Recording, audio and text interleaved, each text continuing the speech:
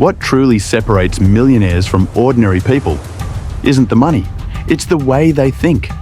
While most people say, "I can't," the millionaire asks, "How can I?" The average mind focuses on problems. The millionaire mind focuses on solutions. They don't wait for the right moment, they create the moment. Money is just the result of the right mindset. Follow the channel and change your way of thinking before you change your bank account. They survived the war, but they did not survive the ocean. In the vast darkness of the Pacific, in the year 1945, hundreds of men faced a nightmare no battlefield could prepare them for. They did not fight an enemy army. They fought hunger. They fought thirst. They fought fear. And something unseen, moving silently beneath the waves. This is not a story about victory. It is not a story about glory. It is a story about abandonment, about silence, about men who were lost long after the explosion stopped. This is the true story of the USS Indianapolis. By mid-1945, World War II had devastated the planet for nearly 6 long years. Entire cities lay in ruins. Millions were dead. In Europe, Nazi Germany had already surrendered. But in the Pacific, the war was far from over. Japan continued to fight with determination and desperation, refusing to surrender despite massive losses. The United States faced a terrible question. How could the war be ended without sacrificing hundreds of thousands more lives? Behind closed doors, the answer was being prepared in secret. A weapon unlike anything humanity had ever created. A weapon capable of destroying an entire city. And before that weapon could be used, it had to be delivered. The USS Indianapolis was a heavy cruiser of the United States Navy. Fast, powerful, battle-tested. It had served with distinction, escorting aircraft carriers, bombarding enemy positions, and surviving repeated combat. On board were nearly 1,200 men, teenagers barely out of school, veterans hardened by war, fathers dreaming of home. They wrote letters. They talked about the future. They believed this mission was just another step toward the end of the war. None of them knew. History was quietly closing in around them. In July of 1945, the USS Indianapolis received orders marked with the highest level of secrecy. The ship was assigned to transport critical components of a classified weapon, so secret that even the captain did not know its true purpose. Those components were part of the atomic bomb that would later destroy Hiroshima. Because of this secrecy, the Indianapolis sailed alone. No escort ships, no destroyers, no protection. Its route was not widely shared. Its arrival was never confirmed. If the ship vanished, no one would immediately notice.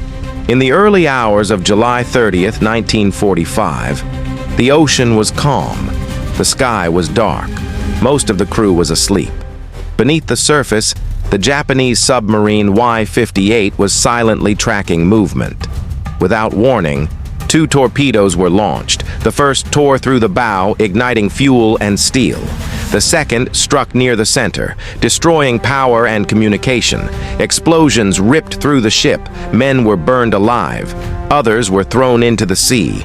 In just 12 minutes, the USS Indianapolis was gone.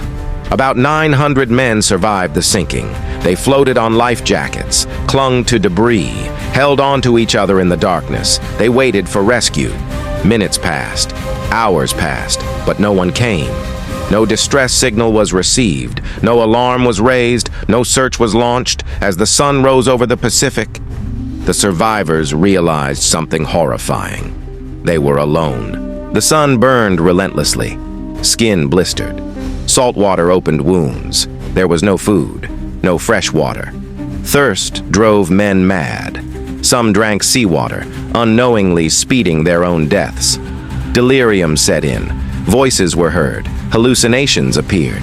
Hope faded with every passing hour. And then, the ocean revealed its deadliest secret. At first, there were shadows beneath the surface. Then came the fins. Oceanic sharks had been drawn by the explosions, by the wreckage, by the blood. At night, they attacked silently.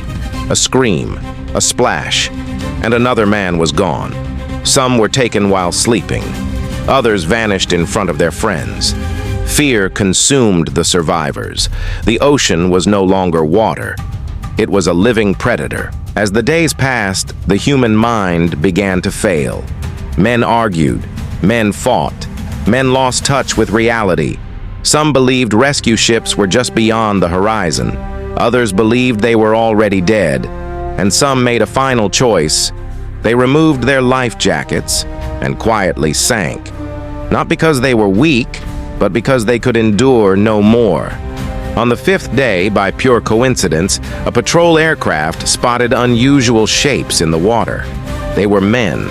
Rescue operations began immediately. Planes dropped supplies. Ships rushed to the scene, but it was too late for most. Of nearly 1,200 men, only 316 survived. The ocean had claimed the rest.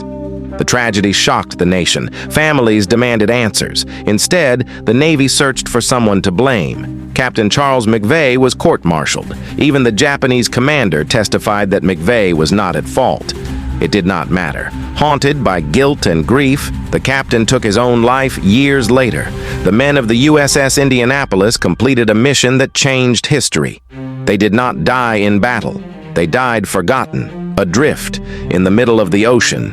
May their story never be forgotten. USS Indianapolis, 1945.